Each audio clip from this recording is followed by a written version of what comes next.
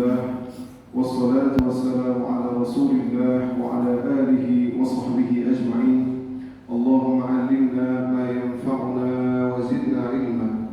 Allahumma anfa'na bima 'allamtana. Allahumma shrah lana sudurana wa yassir lana umurana. Wahlul 'uqdatam min lisanina yafqahu qawlana. اللهم اجعل اجتماعنا اجتماعا مرحوما وتفرقنا من بعده تفرقا معصوما. معاشر المسlimin, sidang jamaah Jumat yang dirahmati Allah Subhanahu wa taala. Alhamdulillah kita berkumpul dalam rangka menggapai ridha Allah Subhanahu wa taala, khususnya di bulan-bulan yang sangat diberkahi ini, di bulan Sya'ban. Nabi sallallahu alaihi wasallam bersabda, "Majtama'a qaumun fi baitin min buyutillah", tidaklah suatu kaum berkumpul di rumah Allah melainkan hafathumul malaika, para malaikat akan berkumpul dan Allah akan menaungi kita, memberikan rahmat kepada kita, dan malaikat akan menyebutkan siapa-siapa yang berada dalam majlis tersebut. Tentu ini merupakan kemuliaan. Terlebih lagi apabila kita berbicara tentang ketakwaan hari ini di bulan Sya'ban. Insyaallah pada hari ini sudah masuk 8 Sya'ban dan sudah tidak lama lagi kita sudah mendekati Ramadan. Allahumma barik lana fi Sya'ban wa ballighna Ramadan. Karena di bulan Ramadan, di bulan Sya'ban juga adalah merupakan momentum ataupun muqaddimah ataupun latihan untuk menggapai kesuksesan di event besar seperti bulan Ramadan. Oleh karenanya siapa yang berhasil memanfaatkan kesempatan di bulan Sya'ban, maka insyaallah dia pun akan menggapai kesuksesan dan husnul khatimah di bulan Ramadan. Ma'asyiral muslimin, sidang jamaah subuh yang dirahmati Allah Subhanahu wa taala. Kita kembali melanjutkan pembicaraan kita tentang kajian sirah nabawiyah. Pada kesempatan yang lalu kita telah sampaikan bahwasanya beberapa hal ketika Nabi SAW uruj ataupun naik dari langit pertama kemudian langit kedua, berjumpa dengan para anbiya, dan bahkan Nabi SAW melihat berbagai macam peristiwa dan kondisi-kondisi masa depan yang Nabi diperlihatkan tentang bagaimana surga, bagaimana neraka, dan bagaimana juga diperlihatkan tentang beberapa model azab, siksaan khusus terutama bagi mereka-mereka yang melakukan pelanggaran-pelanggaran itu dosa besar. Artinya apapun pelanggaran seperti yang kita sampaikan yang lalu, pemakan riba, penzina, orang-orang yang mengatakan tidak sesuai dengan yang diamalkan, kemudian mereka-mereka orang-orang yang makan harta anak yatim, memakan harta masyarakat, mereka orang-orang yang mengembankan amanah, tentu ini siksaan khusus. Ini menunjukkan betapa beratnya dosa yang dia pikulkan. Oleh karenanya ma'asyiral muslimin, saya wasiatkan untuk diri saya dan kita semua agar kita menjauhkan dari dosa tersebut dan memohon kepada Allah Subhanahu wa taala agar kita betul-betul dalam istiqamah dalam menegakkan kewajiban-kewajiban dan syariat-syariat dari Allah Subhanahu wa taala. Ma'asyiral muslimin yang dirahmati Allah Subhanahu wa taala, setelah Nabi Muhammad sallallahu alaihi wasallam bertemu dengan Allah dan kemudian Nabi SAW kita sebutkan mendapatkan perintah untuk melakukan 50 waktu salat. Kemudian kita sudah ceritakan bagaimana ketemu dengan Nabi Musa alaihissalam dan kemudian Nabi pun bolak-balik untuk berjumpa dengan Allah. Maka akhirnya perintah salat hanyalah tinggal 5 waktu. Dan ini memang Allah sudah tahu dari akan terjadi 5 waktu. Jadi bukan Allah itu mereview atas ataupun mengulang kembali atas keputusannya, dan ini tidak boleh berlaku bagi Allah karena Allah tahu akan terjadi 5 waktu dan Allah pun akan tahu. Nabi Muhammad SAW berjumpa Nabi Musa dan Musa meminta, sesungguhnya umatmu wahai Muhammad tidak akan sanggup. Oleh karenanya jadilah sholat hari ini 5 waktu. Nah, ini menunjukkan bahwasanya perintah sholat merupakan perintah yang sangat agung dan sholat merupakan sesuatu amalan yang sangat dicintai oleh Allah Subhanahu wa taala. Oleh karenanya dalam sebuah hadis Nabi sallallahu alaihi wasallam bersabda, "Awwalu ma yuhasabu bihi al-'abdu yawmal qiyamah as-shalah." Sesungguhnya sesuatu amalan yang awal-awal akan dihisab oleh seorang hamba adalah salat. Fa in salahat salatu, apabila salatnya baik maka semuanya akan baik.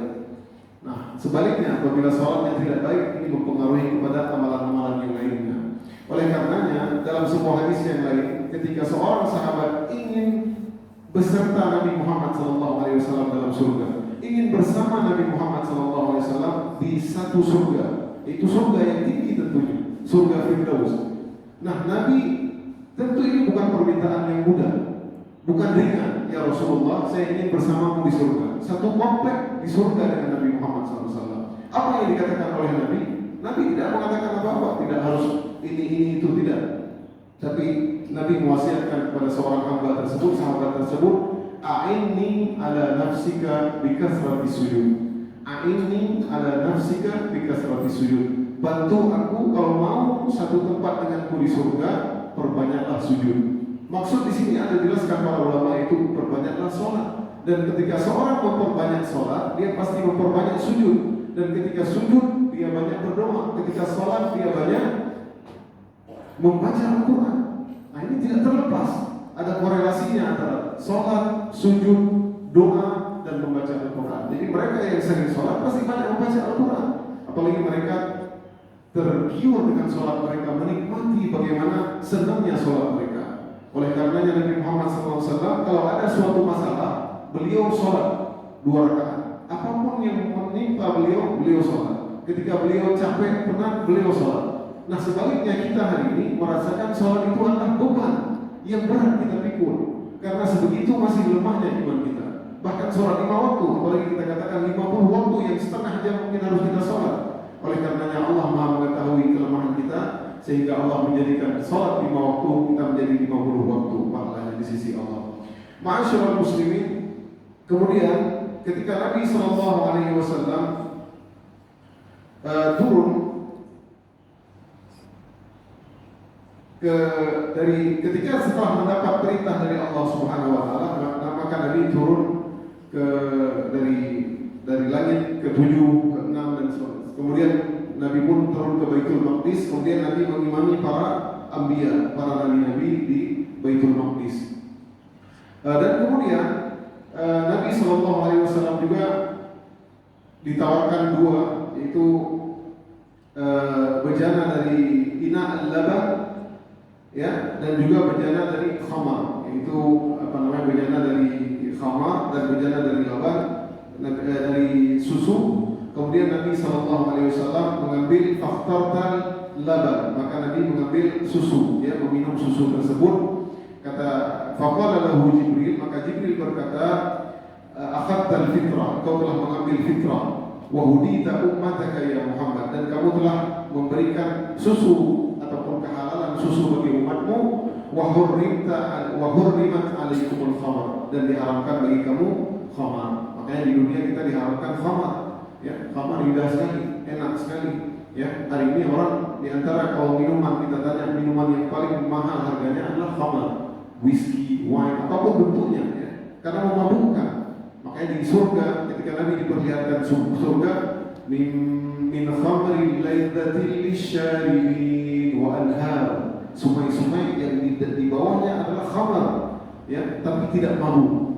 Ya, subhanallah. Oleh karenanya ada dalam sebuah hadis Nabi SAW, man syaribal khamr fi dunya lam yashrabha fil akhirah. Barang siapa yang pernah minum mabuk di dunia, ya, meminum wine, whisky, apapun bentuknya di dunia, tidak bertobat, maka diharamkan baginya meminum khamar di surga. Nauzubillah. Ya. Walaupun setetes, ya, kita bertobat, ya, bertobat kepada Allah Subhanahu Wa Taala. Ma'asyiral muslimin, sidang jamaah Jumat yang dirahmati Allah, sidang jemaah salat subuh yang dirahmati Allah SWT. Kemudian ketika Nabi dalam perjalanan, lamma kana lailatul usri, ketika Nabi dalam perjalanan menuju kembali ke Mekah, maka ada beberapa kejadian-kejadian. Di antaranya adalah Nabi melewati suatu kaum, ya, Nabi melewati suatu kaum yang mereka sedang bepergian, namun tiba-tiba salah satu unta dari kaum tersebut ketika melihat burak, maka dia pun lari. Nah, jadi kaum tersebut kehilangan satu tunggangan mereka. Dia lari terkejut, dia lihat burak bagaimana kecepatannya, dia nggak pernah lihat aneh. Dia pun terkejut, langsung dia lari. Maka ketika itu pun Nabi Muhammad SAW mengatakan kepada kaum tersebut, ya, mungkin Nabi lagi lewati burak itu.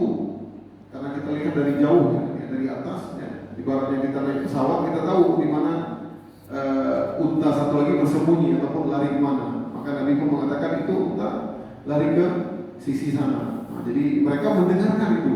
Ya, ada seorang yang mengatakan memberitahukan bahwasanya unta ke sana, tapi nggak tahu nggak lihat. Ya mungkin kecepatan burak tersebut. Ya, siapa suara ini? Unta kamu di sebelah utara. Ya, ini kejadian yang aneh ya. Dan nanti membenarkan bagaimana mukjizat Nabi Muhammad SAW. Kemudian kejadian berikutnya diantaranya adalah Nabi ketika dalam perjalanan Baitul Maqdis ke Mekah, ya, Nabi juga diperlihatkan melihat ada suatu kaum dan Nabi waktu itu ingin meminum ya ketika melihat ada suatu kaum yang lagi istirahat, mereka pun lagi tertidur semua dan diantara salah satu pemimpin mereka menggunakan unta yang berwarna putih agak kehitam-hitaman. Nah, dalam perjalanan tersebut Nabi melihat ada bejana, ya, ada tempat berisi air, lalu Nabi pun meminumnya tanpa izin. Ya. Nah, jadi kemudian habislah air tersebut dan ditutup kembali. Jadi ada tempat air, kemudian ditutup, kemudian Nabi meminumnya dan kemudian air tersebut habis. Ya. Nah, ini merupakan biasa di zaman dahulu ya. Artinya orang-orang yang musafir bisa minum siapapun di tempat, jadi nggak perlu minta izin. Ini tabiat ataupun adat zaman dahulu ya. Jadi kalau perjalanan bisa minum air dari siapapun. Nah, itu dia di antara dua perkara yang terjadi dalam perjalanan Nabi Muhammad SAW. Sebelumnya kita menceritakan juga ada beberapa perkara yang lupa saya sampaikan, yaitu Nabi di antaranya adalah ketika bertemu dengan di surga, Nabi melihat seorang syabah ya. Nabi melihat seorang wanita syabbatun ya yang cantik jelita ya ketika dalam surga, dan Nabi takjub dengan keindahan wanita tersebut. Ini bidadari. Pada saat itu Nabi bertanya kepada wanita tersebut, liman anti? Qalat li Zaid bin Haritsah. Ya, untuk siapa kamu? Saya adalah untuk Zaid bin Haritsah.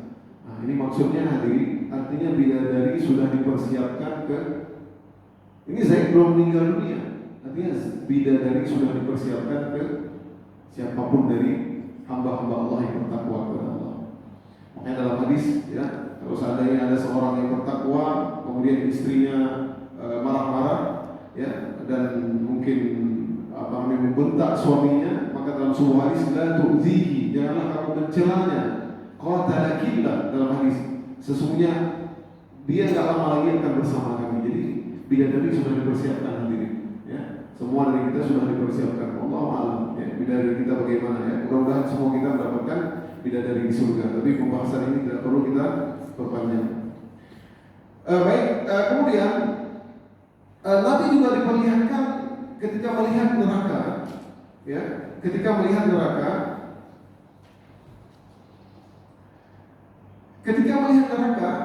maka Nabi mendapati para malaikat penjaga neraka tersebut tetap mengatakan marhaban, selamat datang ya, tetap mengatakan selamat datang ya. Artinya tapi mereka ini tidak tersenyum, mukanya keras, kasar. Sedangkan Nabi ketika naik ya, ketika naik di surga, ketika di langit, semua malaikat ramah-ramah, marhaban ibni salih ya, selamat datang Nabi yang saleh. Ini mereka mengatakan yang serupa ya. Namun wajah mereka itu tidak berubah. Artinya memang Allah ciptakan wajah mereka itu garang, ganas, kasar sampai hari kiamat. Ternyata mereka adalah malaikat-malaikat penjaga neraka. Faqala li Jibril, amma law innahu law dhahiqa ila ahadin kana qablaka aw kana dhahikan ila ahadin ba'dak la dhahika ilak. Sesungguhnya ini malaikat tidak pernah tertawa sebelum kamu. Semenjak diciptakan tidak pernah senyum, tidak pernah tertawa, dan sesudah kamu pun tidak pernah tertawa. Malaikat penjaga neraka. Subhanallah. Kalau manusia nggak bisa kita buat begitu ya. Mau setentara apapun, kalau ada yang lucu-lucu pasti ketawa. Ya, mau yang jaga di perbatasan mungkin, ataupun yang jaga di depan panggang, ataupun tetap mereka bisa ketawa ya. Nggak ketawa sama sekali. Kata malaikat Jibril, hada malik khazinun nar. Ini adalah malaikat penjaga neraka. Makanya dalam ayat Al-Quran, waquduhan nas wal hijarah, itu neraka bahan bakarnya adalah manusia dan batu. Alaiha malaikatun ghilabun shidadun la ya'suna Allah ma amarahum. Di situ dalam neraka tersebut malaikat yang khilaf, syiddah, ya, kasar, keras. La ya'sunallaha ma amaru. Jadi semenjak awal diciptakan mereka tidak pernah tertawa. Dan di antara yang dilihat di neraka juga, sesungguhnya Nabi SAW melihat ra'aitu nisa mu'alliqat bi thuddaihinna. Aku melihat wanita-wanita diikat namun dada-dada mereka itu terkeluarkan. Fakultu man haula, siapa mereka ya Jibril? Qala haula illati adkhalna 'ala rijal man laysa min awladihim. Itu mereka-mereka yang mendatangi lelaki-lelaki yang bukan suami mereka. Artinya ini memang pekerjaannya seperti itu ya. Nauzubillah PSK ataupun yang lain, mereka tidak bertobat kepada Allah dan mungkin bisa jadi mereka sudah punya suami namun tidak ikut dengan suami mereka. Ma'asyiral muslimin yang dirahmati Allah Subhanahu wa taala. Kemudian setelah sampai Nabi sallallahu alaihi wasallam di Mekah, maka Nabi pun termenung ya, dalam sebuah hadis dalam sebuah hadis dalam riwayat yang lain mengatakan bahwasanya orang-orang Arab waktu itu datang kepada Nabi dan melihat Nabi. Nabi mengatakan sesungguhnya aku baru saja tadi malam, jadi sholat subuh bersama Anbiya, Nabi semalam ya, semalam saja sholat subuh, kemudian sampai ke Mekah ini belum sampai fajar, ataupun sudah terbit fajar ya, ataupun terbit fajar ataupun sebelum terbit fajar, wallahu a'lam. Intinya belum pagi. Nabi sudah sampai. Ini kan pemandangan yang aneh di zaman tersebut. Maka Nabi pun mengatakan fa akhbarahumul khabar. Maka Nabi pun menyampaikan kabar tersebut. Maka orang-orang waktu itu al-im, maka dikatakan apa ini? Ya, ajib. Enggak mungkin ini. Ya. Sesungguhnya innal air la tatruda syahran min Makkah ila Syam. Pergi saja dari Mekah ke Syam itu waktu 1 bulan. Kembali pun 1 bulan, artinya masa itu 2 bulan. Ya, wa syahran muqbilan. Jadi masa pergi 1 bulan, balik 2 bulan, itu udah termasuk cepat. Ini seorang nabi baru datang bilang 1 malam naik ke langit lagi. Ya, langsung naik ke langit. Ya. Afayatahu dzalika Muhammad lailatul wahid wa yarji ila Makkah. Mungkin Muhammad ini pergi 1 malam kemudian balik lagi sebelum pagi hari. Fartadda katsirun mimman kana aslam. Maka banyaklah di antara mereka yang murtad begitu. Ya, ada beberapa orang yang murtad, ya. Wa dhahaban nas ila Abi Bakar, dan pergilah orang-orang waktu itu ke Abu Bakar. Dalam riwayat yang lain, maka tiba-tiba ketika Nabi SAW lagi di Mekah, ya, Nabi lagi pegang tangan seperti ini, lagi hazina, ya, lagi kayak sedih Nabi. Ini orang masalah, ini orang ada masalah. Ini lewatlah musuh Allah, ya, aduh Allah Abu Jahal. Ya, Abu Jahal ini memang subhanallah, dia ingin menghina ini, ya, dengan kata-kata menghina. Dia mengatakan, hal kana min syai', punah berita. Ada berita apa Muhammad? Ya, maksudnya dia ingin mengolok lagi. Maka Nabi SAW berkata, Nabi SAW berkata, sesungguhnya aku tadi malam pergi dari Makkah ke Baitul Maqdis. Wah, nah ini mantap ini kata Abu Jahal ya. Jadi ini Makkah. Kalau begitu, betul. Dia nggak bilang, kamu bohong nggak? Abu Jahal nggak bilang kamu bohong. Ya, dia nggak bilang. Maukah kamu saya panggil orang-orang untuk kamu ceritakan bagaimana peristiwa? Boleh ya, tapi memang ingin menceritakan. Tapi kejadian yang nggak mungkin di zaman itu. Belum ada kendaraan mobil tercepat, belum ada pesawat pribadi dan lain-lain, belum ada. Ya. Kemudian Abu Jahal pun memanggil, ya, Hayya ma'syara bani Ka'ab bin Lu'ay. Mereka memanggil semua ya. Nah, jadi akhirnya mereka pun berkumpul mendengar apa yang dikatakan oleh Nabi Muhammad SAW. Ya, maka di antara mereka ini heran, sebagian mereka yang muslim yang masih baru tidak kuat imannya, mereka sudah murtad, ya, karena nggak percaya. Ya, makanya hadirin, kalau kita katakan ya, enak ya zaman dahulu. Kenapa nggak kita jadi sahabat Nabi Muhammad saja? Kenapa nggak kita jadi sahabat yang sudah pasti surga? Bahkan kita bisa datang ke Nabi doakan saya agar saya masuk surga. Emang kita yakin kalau tinggal di zaman itu kita bisa jadi sahabat Nabi Muhammad SAW. Datang tiba-tiba seperti ini kejadian, ya. Bisa jadi kita termasuk sahabat Abu Jahal. Ya, karena kita nggak percaya, mana mungkin nggak percaya. Ya seperti itu. Jadi, ya insya Allah kita berbahagialah kita menjadi umat-umat terdahulu, tapi kita tetap beriman kepada Nabi Muhammad SAW. Maka orang-orang pun kemudian mendatangi dan mendengar apa yang disampaikan oleh Nabi Muhammad SAW. Maka mereka pun berkata orang-orang Quraisy, ini satu saja.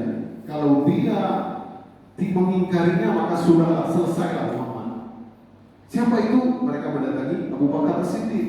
Ya, ini sebab penamaan Abu Bakar As-Siddiq. Waktu itu masih namanya Abu Bakar. Ya, nama aslinya Abu Quhafah. Ya, Abu Bakar. Ya. Abu Bakar. Jadi datanglah mereka. Kalau Abu Bakar mengingkari ini, pasti Abu Bakar akan mengingkarinya. Faqala lahum Abu Bakar, innakum takdzibuna. Ini sahabatmu ya Abu Bakar. Datang dia bilang dia datang ke Baitul Maqdis dalam satu hari. Ya, dalam satu malam. Dan dia kembali lagi. Kata Abu Bakar, innakum tukadzibuna. Kamu enggak percaya sama dia? Ya tentu Abu Bakar. Bagaimana mungkin ini terjadi? Ya. Maka mereka heran. Mereka maksudnya ingin mendatangi Abu Bakar, ingin mengajak Abu Bakar sama-sama sekongkol, nggak percaya. Biar selesailah risalah Muhammad. Ya, selesai, udah nggak ada yang percaya lagi. Akhirnya orang ini nggak mungkin, ini kan benar-benar kamu mau, ini betul udah gila Muhammad. Ya, udah nggak mungkin sesuatu yang tidak mungkin dia katakan. Kata Abu Bakar ini luar biasa. Wallahi, la in kana qalahu laqad sadaq. Ya, kalau seandainya itu yang dia katakan, maka sungguhlah benar. Abu Bakar ini nggak ragu-ragu. Ya, makanya dalam sebuah hadis Nabi SAW pernah bersabda, tidaklah seorang pun yang aku tawarkan Islam semuanya punya ragu-ragu illa Abu Bakar, kecuali Abu Bakar. Masya Allah, muslim ini luar biasa. Tidak ada seorang pun sahabat yang dibolehkan oleh Nabi Muhammad SAW untuk menginfakkan semua hartanya kecuali Abu Bakar. Ya, ada seorang sahabat seperti Sa'ad bin Abi Waqqas. Saya lupa Sa'ad bin Abi Waqqas, seorang sahabat ya, ketika mau meninggal, enggak boleh. Sulusu katsir, sepertiga aja, hanya sepertiga yang boleh.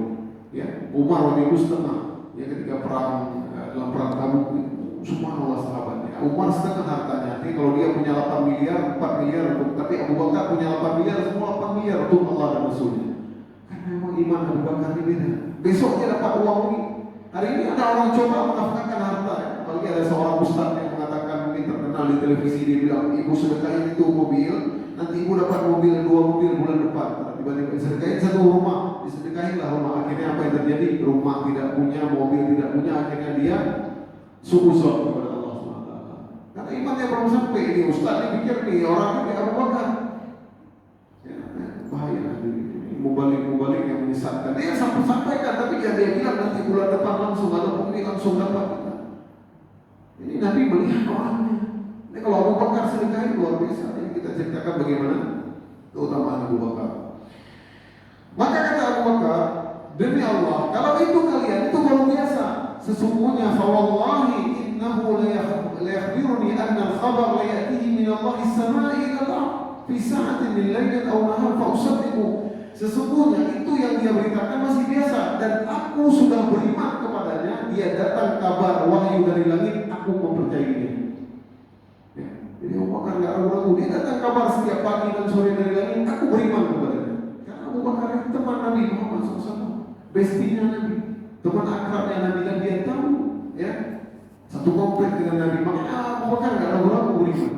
Ya, dari muamalahnya Nabi Muhammad SAW dia bagaimana? Ya langsung beriman.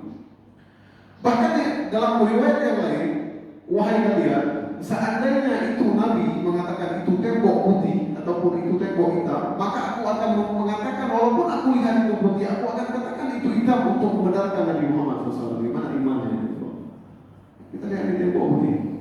Ya, tiba-tiba Nabi Muhammad bilang hitam. Karena kita bilang juga hitam. Segitunya iman Abu Bakar.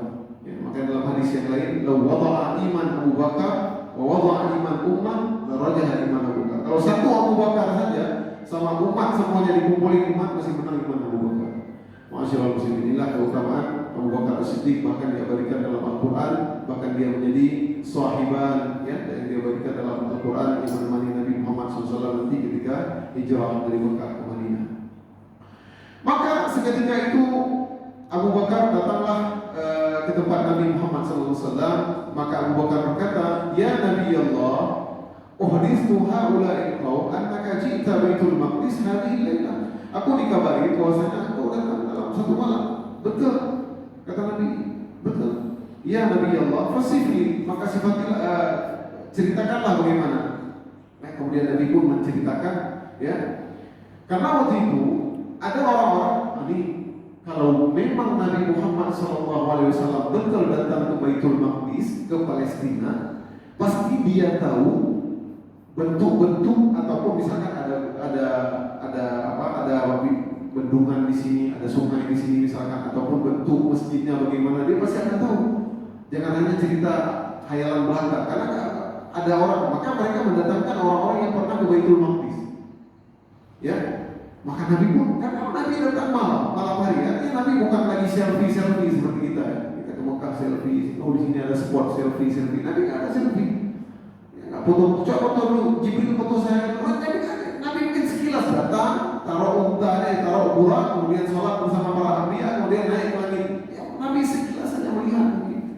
Ya, kalau mereka tanya berapa ada tiang-tiang Baitul Maqdis, Nabi pun mungkin nggak tahu. Ya, karena ini kan Nabi nggak niat untuk selfie, ya, seperti kita hari ini. Nah, orang kemudian yang pernah datang ke Baitul Maqdis didatangkan. Maka tiba-tiba saja, ya, farafa'ani hatta nazartu ilaihi, maka tiba-tiba Allah memperlihatkan Baitul Maqdis, aku melihat langsung. Nah, ini mukjizat Nabi, ya. Artinya kayak tiba-tiba ada layar, Nabi melihat. Seperti ketika Nabi menjelaskan bagaimana perang Mu'tah, Nabi melihat ini sudah meninggal sini, kemudian digantikan oleh sini, digantikan. Nah, ini Nabi melihat seolah-olah aku melihat langsung. Ya, kayak ada LCD projector, ya. Kita nggak bisa lihat, ya. Nabi diperlihatkan dan Nabi melihatkan. Kemudian sifat-sifat semua yang mereka tanyakan semua betul, ya.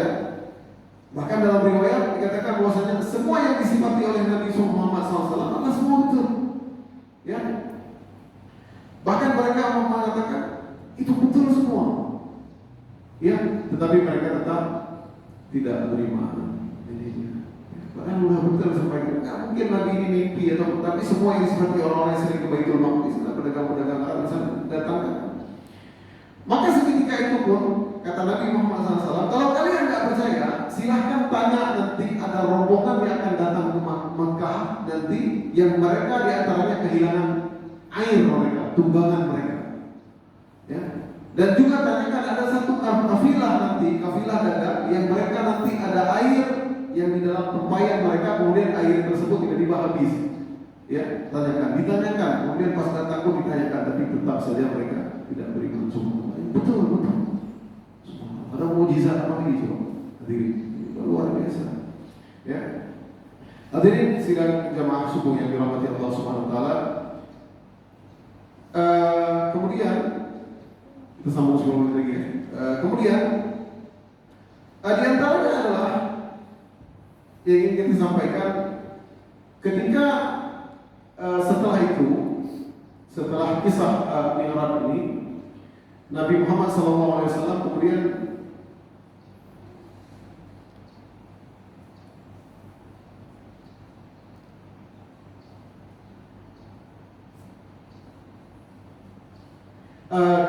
diajak oleh malaikat Jibril untuk melakukan sholat. Ya, sehari berikutnya yaitu malaikat Jibril datang untuk mengajarkan sholat. Nah, jadi ketika selesai, maka malaikat Jibril esokan harinya, fashalli, kata malaikat Jibril, bangunlah sholat. Ketika terbit fajar, bangun sholat, yaitu waktu subuh biasa. Sholat, kemudian Nabi pun diajarkan oleh malaikat Jibril dan Nabi mengimami malaikat Jibril. Malaikat Jibril imam Nabi, mengimami Nabi mengimami para sahabat. Ini, ya, ini ada satu hukum fikih tersendiri kalau itu, karena Nabi belajar, ya. Adalah riwayat Nabi sholat dengan malaikat Jibril, kemudian Nabi mengajarkan pada sahabat-sahabat itu sholat subuh 2 rakaat, waktu subuh. Kemudian ketika masuk waktu zuhur, Nabi pun sholat 2 rakaat, zuhur 2 rakaat. Kemudian ketika masuk waktu asar, disuruh bangun, fashalli, bangunlah sholat. Diajari wudhu oleh malaikat Jibril karena wudhu sudah pernah diajar diajarkan, kemudian diajarkan sholat, kemudian sholat, maka sholat. Kemudian pas waktu masuk asar, ketika zuhur itu masih waktu zuhur ya, artinya waktu zuhur yang utama, yang pertama sekali. Kemudian waktu asar itu ketika bayangannya sama dengan bayangan sesuatu benda sama dengan panjangnya, itu waktu asar. Kemudian ketika masuk waktu maghrib, ketika ada garis merah di langit, nah itulah masuk waktu kum fasalli. Itu diajarkan oleh malaikat Jibril karena ini hari pertama dia mendapat perintah sholat 5 waktu. Kemudian datanglah waktu isya ketika garis merah telah hilang, kum fasalli. Kemudian berikutnya pada hari berikutnya pada sholat subuh, maka lewat sedikit waktu subuh sebelum terbit fajar, mungkin sebelum ini ya mungkin 5 menit sebelum sekarang ya, kum fasalli. Jadi malaikat Jibril mengajarkan Nabi Muhammad waktu wasa, waktu yang awal waktu dan akhir waktu. Kemudian pada waktu zuhur, kum fasalli, di waktu mendekati asar ketika bayangan sama dengan panjangnya, maka bangunlah, sholatlah. Pada waktu asar mendekati mungkin setengah 6 ya. Jadi kalau maghrib hari ini setengah 7, mungkin antara jam 6-an ataupun jam 6 kurang 15 seperti itu. Ketika benda dalam hadis yang ketika benda bayangannya 2 kali lipat. Ya, kita nggak pernah contohin ya, karena kita hari ini lihat waktu yang sudah ditentukan oleh Departemen Agama ya. Mungkin sesekali kita bisa ya, taruh kita taruh, oh ini waktu asar. Kalau dia panjang 2 kali lipat, berarti sudah akhir waktu asar. Kemudian waktu maghrib hampir sama, di waktu yang sama, tidak berubah. Kemudian waktu isya di 1/3 malam. Jadi bukan lagi setengah 8 hari ini isya, tapi waktu isya sudah di 1/3 malam. Artinya 1/3 malam antara waktu setengah 12 malam. Nah, jadi kalau ada orang sholat jamaah jam setengah 12 malam ataupun jam 11 malam, itu sunnah Nabi juga. Jadi kita nggak tahu hari ini. Dipikir semua sholat harus jam seperti itu. Ini waktu ya, waktu yang diajarkan oleh malaikat Jibril alaihissalam kepada Nabi Muhammad SAW. Artinya inilah waktu-waktu sholat. Kemudian Nabi mengatakan, malaikat Jibril mengatakan, inilah waktu-waktu sholat wahai Muhammad SAW. Jadi ini waktu sholat. Makanya kalau kita lihat dalam hadis-hadis Nabi, karena di rumah Nabi dekat dengan Masjid Nabawi, itu kalau sahabat belum berkumpul, dan bahkan Nabi pernah melakukan sholat isya itu ketika berkumpul semua. Ya, itu antara di jam 10 ataupun jam 11. Jadi pernah dilakukan seperti itu di masa Nabi Muhammad SAW. Kalau kita nggak mungkin lagi, makanya punya keringanan kita sholat di awal waktunya. Kalau kita ajak semua nanti sholat jam 11 malam nggak kuat. Ya, semua kita sudah istirahat. Ya, berbeda dengan mereka para sahabat ridwanullah alaihim. Dan perintah sholat ini semuanya 2 rakaat. Semuanya 2 rakaat. Ya, semuanya dilakukan 2 rakaat. Ya, tidak ada ya lebih, kecuali sholat maghrib saja 3 rakaat. Sholat zuhur masih 2 rakaat, asar masih 2 rakaat, isya 2 rakaat. Ya, subuh nggak mungkin 1 rakaat. Jadi semua 2 rakaat. Ya, jadi semua 2 rakaat. Kapan nanti sholat itu menjadi 4 rakaat? Yaitu sholat zuhur, asar, dan isya jadi 4 rakaat ketika Nabi SAW sudah di Madinah nanti. Ya, pada tahun kedua Hijriah atau ketiga ya, tahun kedua Hijriah kalau saya tidak salah. Nanti disitulah baru disempurnakan sholat zuhur, karena ketika kaum muslimin sudah menetap di Madinah, mereka sudah tenang, sudah hidup dengan damai, maka jadilah sholat 2 rakaat itu menjadi 4 rakaat, tapi maghrib tetap 3 rakaat dan subuh tetap 2 rakaat, tapi subuh banyak dengan membaca ayat Al-Quran. Inilah sholat-sholat yang diajarkan oleh malaikat Jibril kepada Nabi kita Nabi Muhammad SAW. Ma'asyiral muslimin sidang jamaah subuh yang dirahmati Allah SWT, demikianlah kisah bagaimana Nabi SAW diisra-mi'rajkan oleh Allah Subhanahu Wa Taala, sehingga hari ini adalah merupakan perintah yang luar biasa, bahkan termasuk rukun Islam kita. Ya, bahkan tidak sempurna iman kita apabila kita tidak mempercayai dan tidak mengimani kepada rukun sholat tersebut. Demikianlah yang dapat saya sampaikan. InsyaAllah pada kesempatan yang akan datang kita akan menyebutkan beberapa kisah-kisah, di antaranya adalah usaha Nabi Muhammad SAW sebelum hijrah ke Madinah, yaitu bagaimana setiap jamaah-jamaah haji yang datang Nabi berdakwah karena sudah tidak ada pengikut lagi di Mekah. Ya, bahkan Nabi sudah tidak dan dilarang dan bahkan diintimidasi untuk melakukan dakwah di Makkah dan di Ka'bah. Subhanallah wa bihamdihi, asyhadu an la ilaha illa anta, astaghfiruka wa atubu ilaik. Aqulu qawli